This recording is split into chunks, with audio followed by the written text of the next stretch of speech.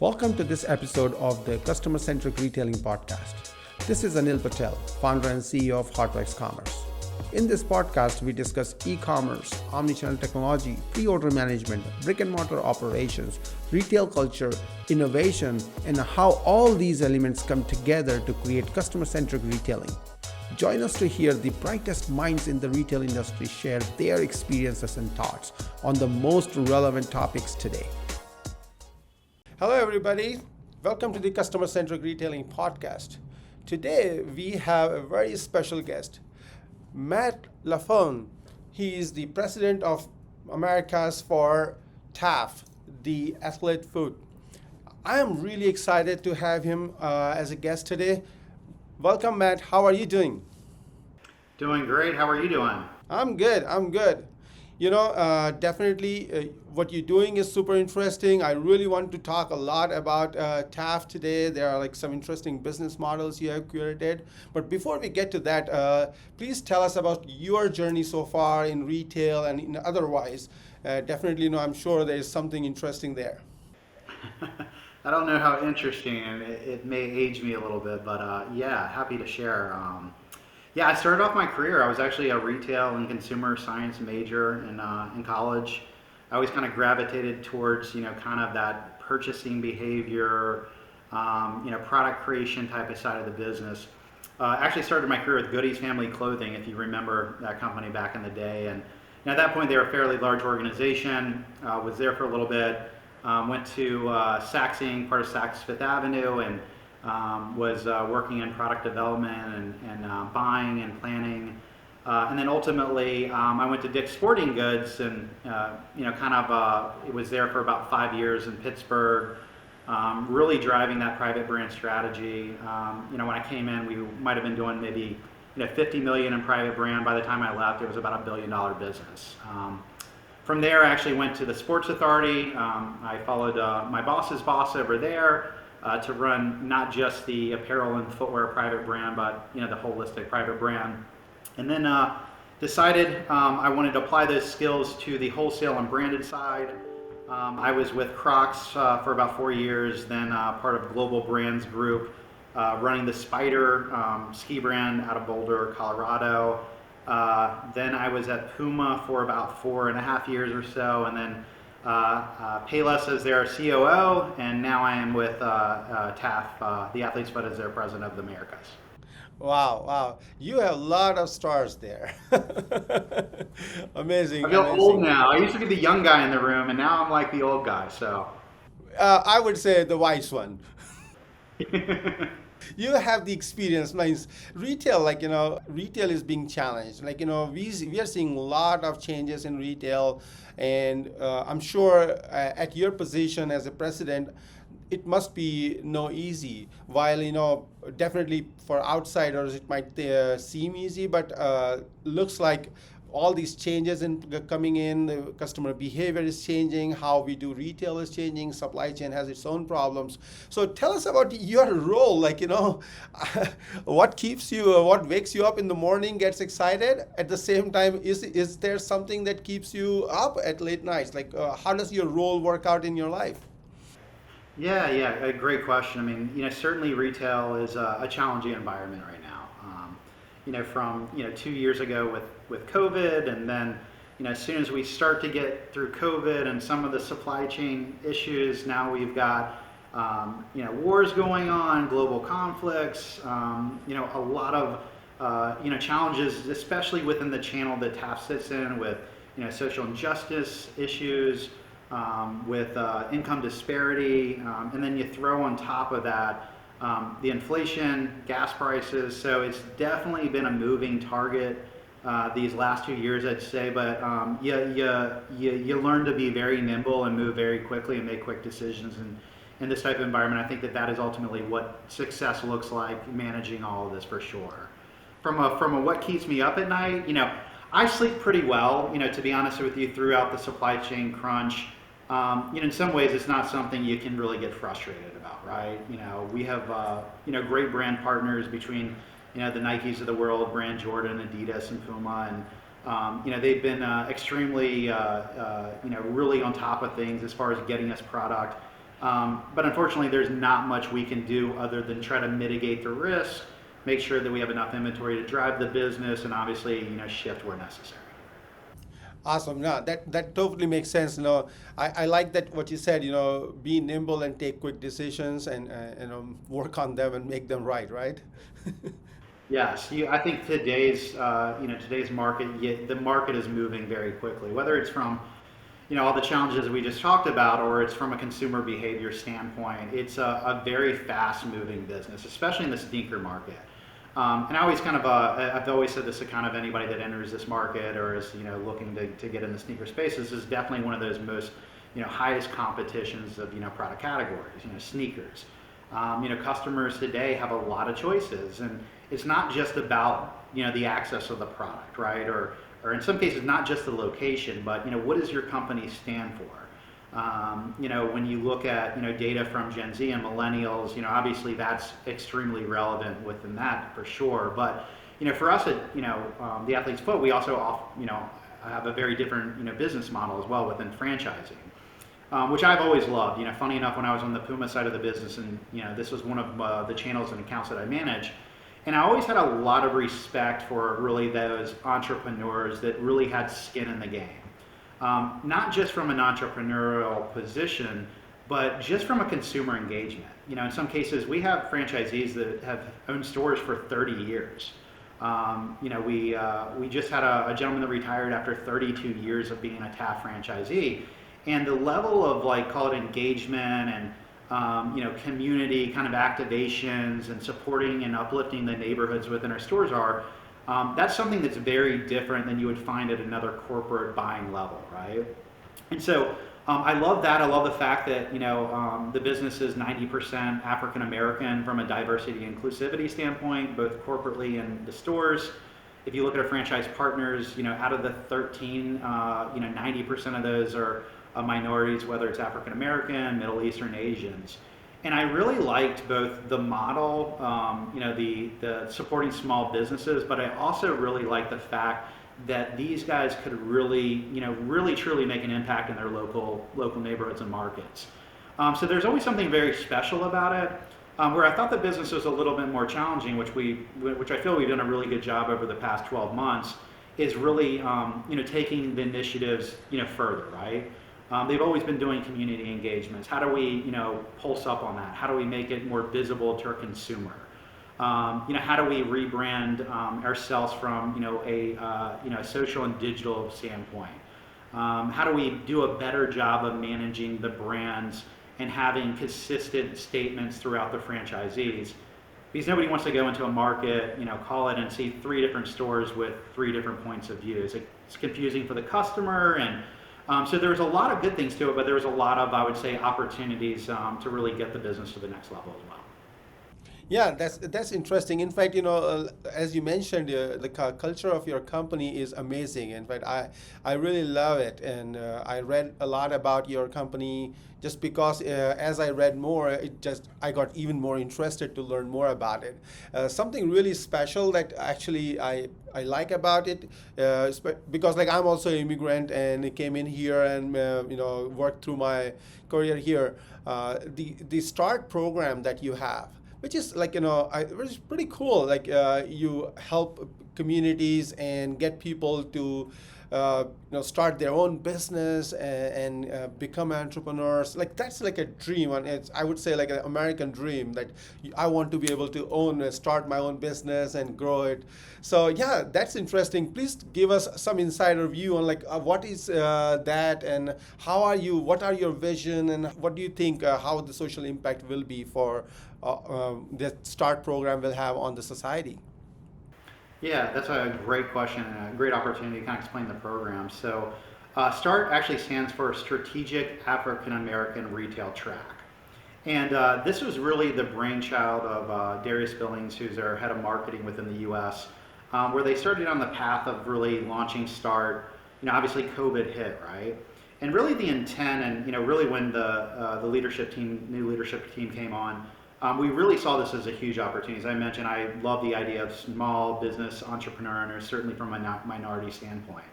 And from a culture that's given so much to this side of the business and sneakers, and really, frankly, is driven a lot by African American culture, purchasing power, over-indexing per call it capita, right? And it gave these guys an opportunity to really have skin in the game. And if you think about it, Start's not just about specifically just being the franchise for the athlete's foot, but it's gaining exposure around opportunities to be a part of this business, whether you want to be a franchise partner or what does a career path look like from a brand standpoint or a retail standpoint. And it's a lot of education, and I don't think a lot of people really know that if you want to get into this business, what does a career path look like for a minority? So that's kind of where it started. A lot of conversations around that, and we really think it's an opportunity again to drive, an opportunity for minorities, specifically in the African American culture. Our goal is to obviously aggressively pursue that.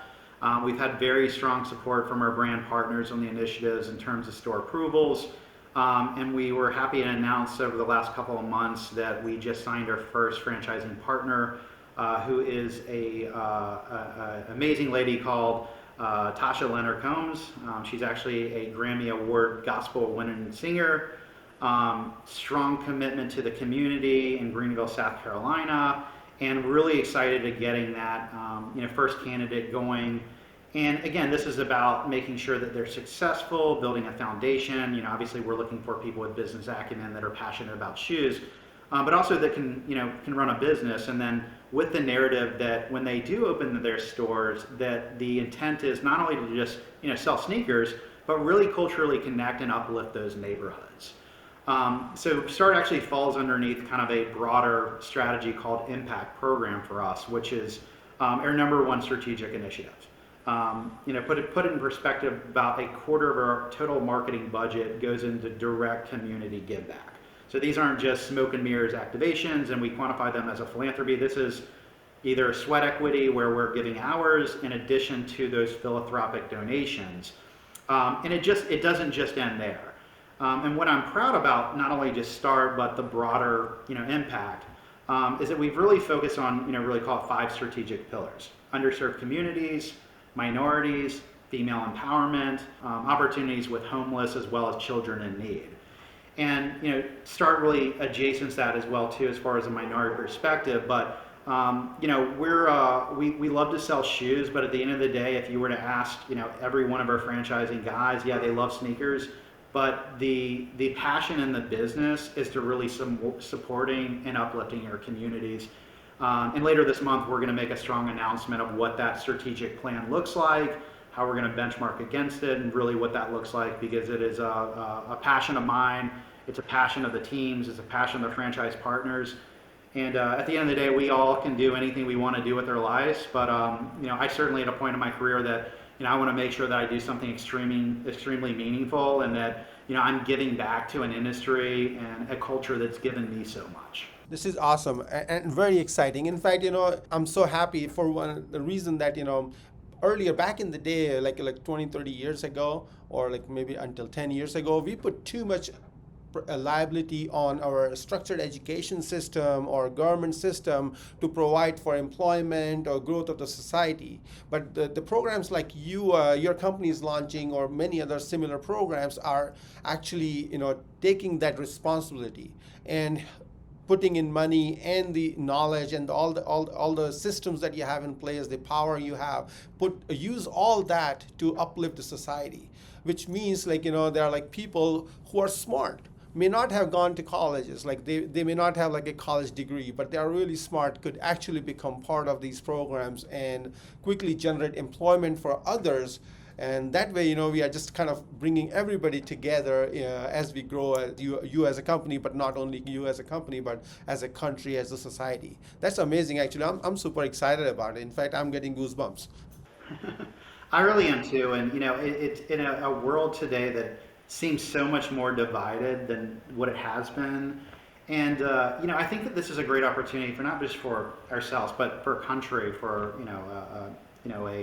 a society to really stop and think about, ultimately what's the bigger picture.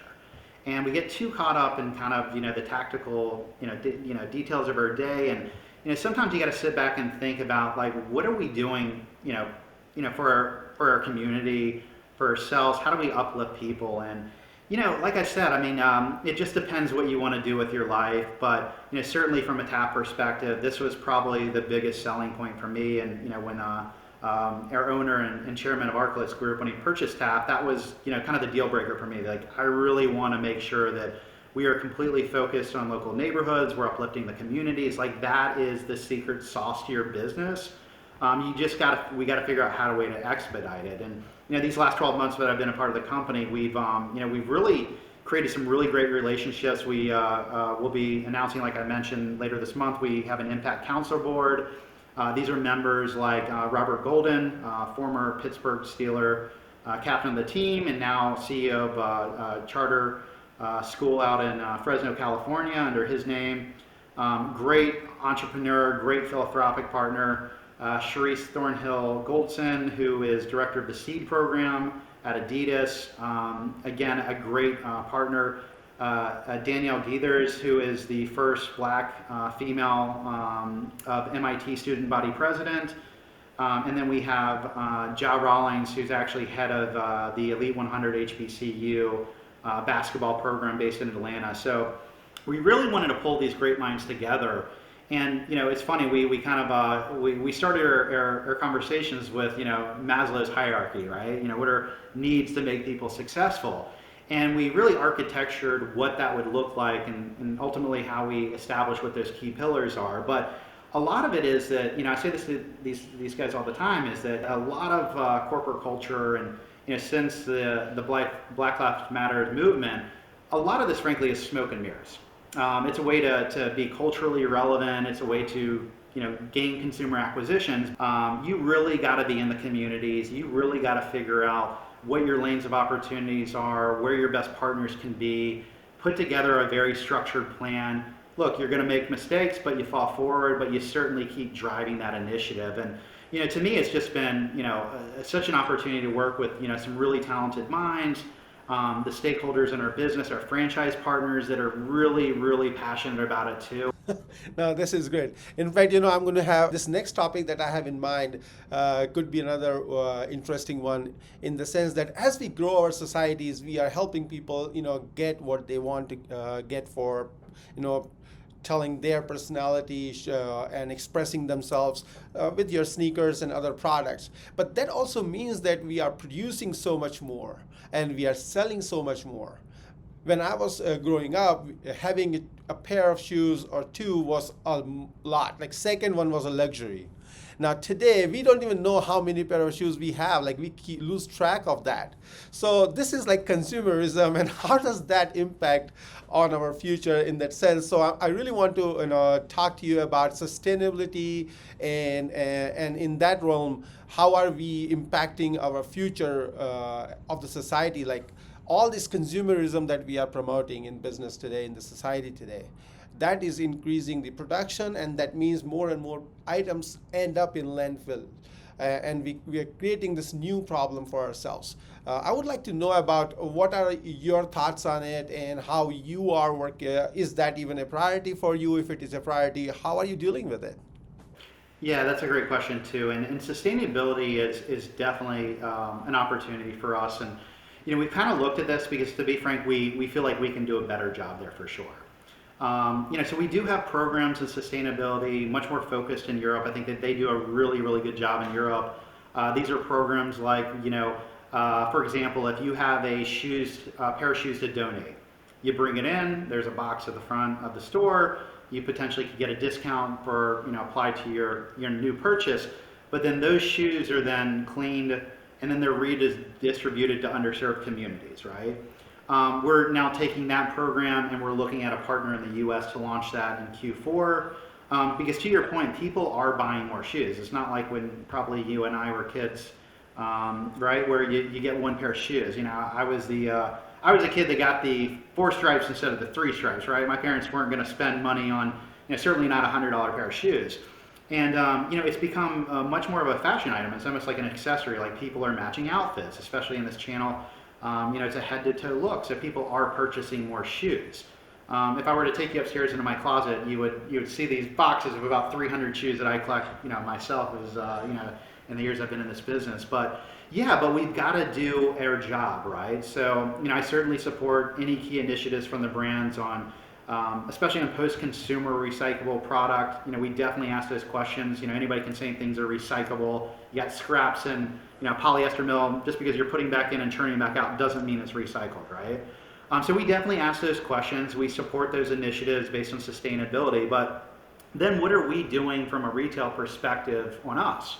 So some of the new initiatives we're working on, for example, we're getting ready to launch a new store concept called TAFS 3.0.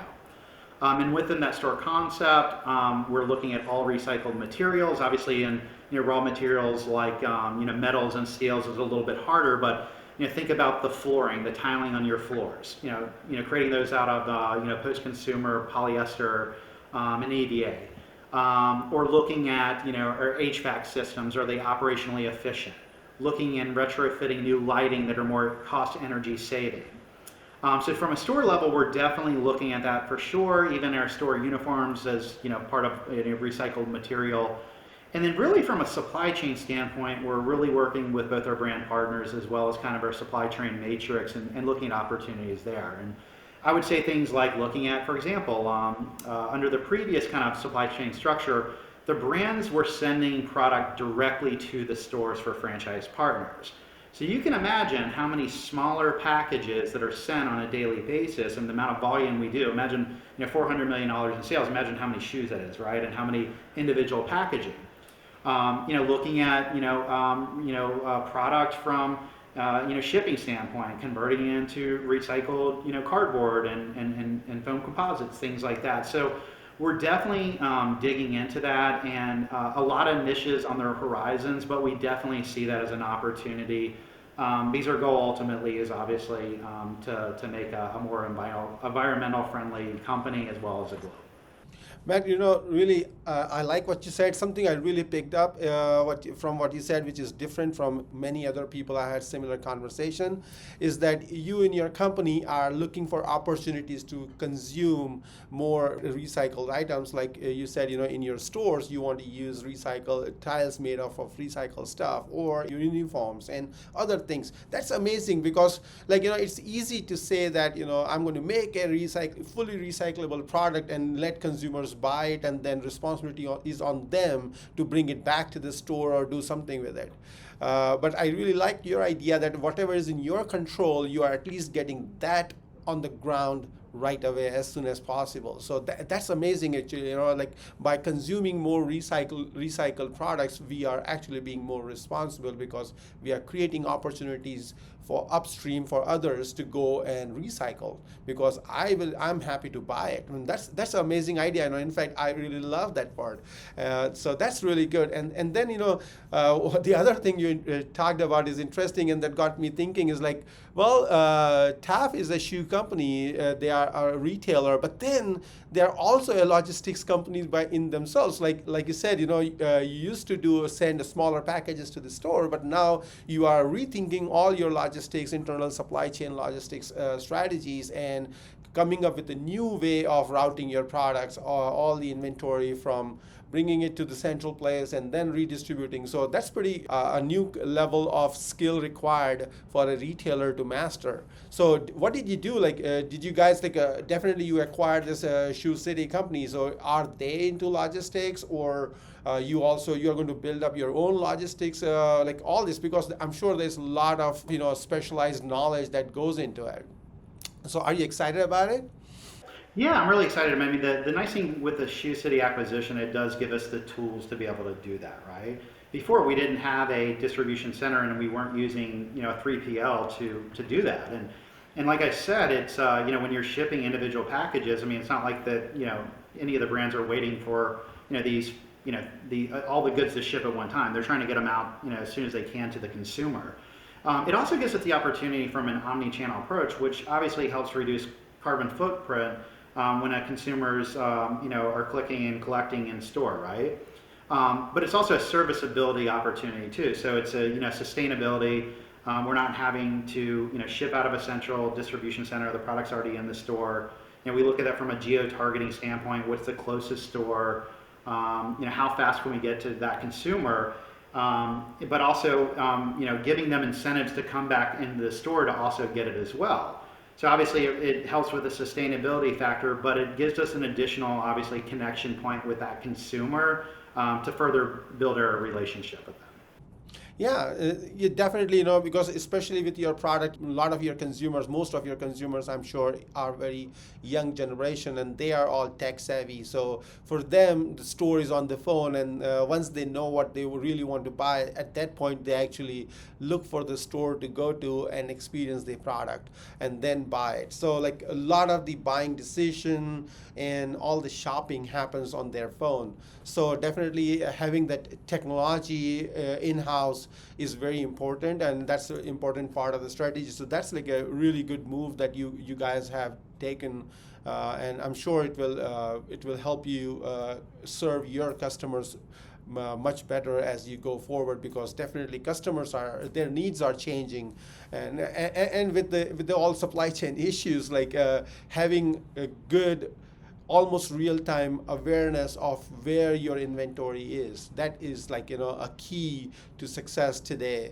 and especially put the sustainability into the mix, then even more important, because if you have something in stock, you don't want to, like, you want to keep as minimum stock as you can and still serve all your customers, still make the maximum revenue.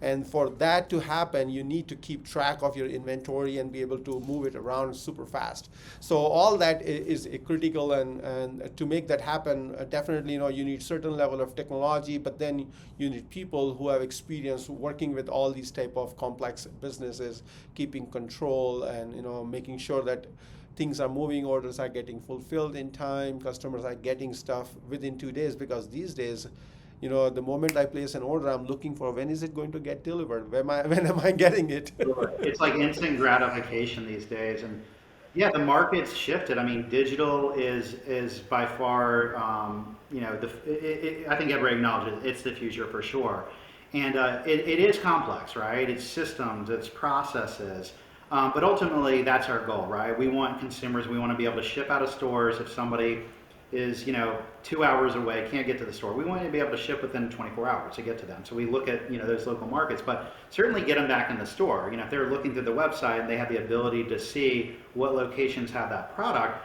we definitely want to get them in. And it's an opportunity to again upsell them. It's an opportunity to engage with them further and to build a relationship. And but it's, to your point, it's very complicated, and the supply chain challenges have not helped with that for sure. I think we've managed pretty well. Obviously, last year in 21 was a huge base year. We're pretty much on par with plan, and frankly about flat to LY, believe it or not, too.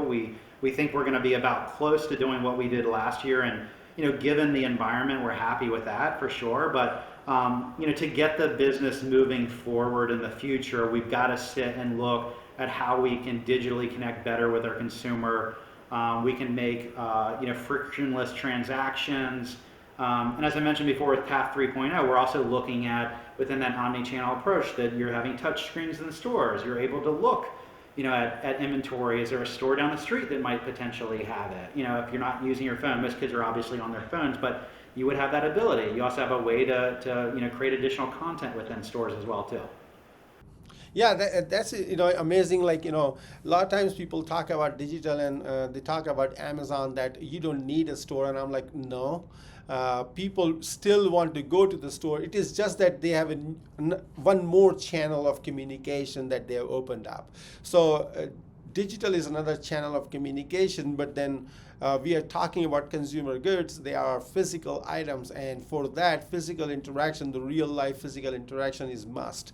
Consumers are not going to be happy with just because you are available online. For example, like I want to try a shoe from another new company, but I'm not able to find their store nearby, or I'm not able to find that item in any of the stores, any of like Macy's or Nordstrom or anywhere.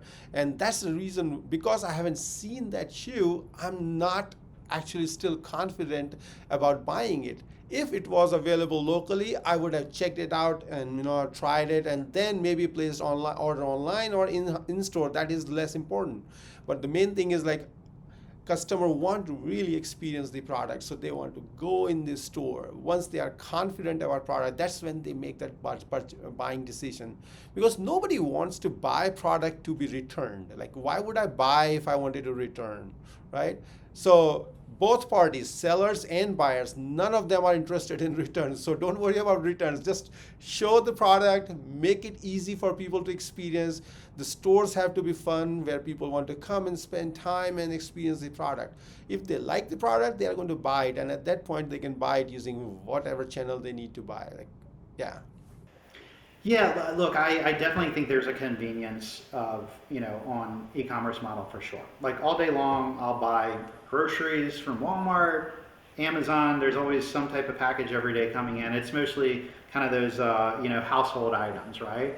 And I think that there's a certain convenience in the sneakers because you're having a lot of drops online. Obviously Nike and other brands have their own apps.